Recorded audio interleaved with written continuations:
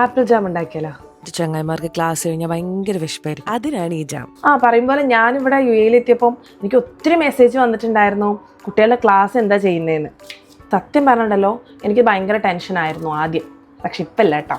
ആ കാര്യം ഞാൻ പറയാം. ഈ കട്ട് ചെയ്ത ആപ്പിലേക്ക് കുറച്ച് വെള്ളം ഒഴിച്ച് നമുക്ക് മൂടി വെച്ച് വേവിച്ചെടുക്കാം. അപ്പൊ തന്നെ എനിക്ക് ആ കാര്യം കാണിച്ചു തരാം.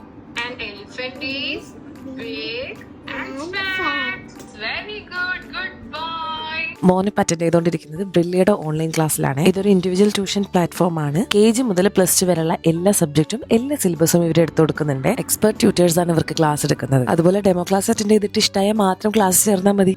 നിങ്ങൾക്ക് തന്നെ അറിയാലോ, ഇപ്പോൾ ഒത്തിരി ഇൻഡിവിജ്വൽ ട്യൂഷൻസ് അവൈലബിൾ ആണ്.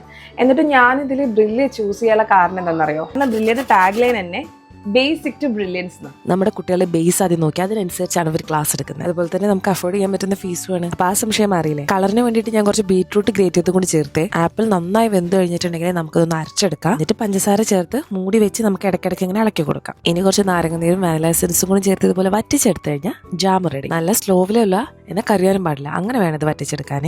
ഇത് ഫ്രിഡ്ജിൽ തന്നെ സ്റ്റോർ ചെയ്ത് വെക്കും വേണേ. ഇതുപോലെ കുട്ടികൾക്ക് ഇഷ്ടപ്പെടുന്ന സാധനം വീട്ടിൽ തന്നെ ഉണ്ടാക്കുന്ന പോലെ കുട്ടികൾക്ക് ട്യൂഷൻ വേണമെങ്കിൽ അവർക്ക് ഇഷ്ടപ്പെടുന്ന ട്യൂട്ടർ വെച്ച് നമുക്ക് വീട്ടിൽ തന്നെ ട്യൂഷൻ കൊടുക്കാം. അപ്പൊ ബ്രില്ലിയുടെ കൂടുതൽ ഡീറ്റെയിൽസ് അറിയാൻ ഞാൻ താഴെ വാട്സ്ആപ്പ് നമ്പർ കൊടുക്കാതെ. ബ്രില്യ, ഫ്രം ബേസിക്സ് ടു ബ്രില്യൻസ്.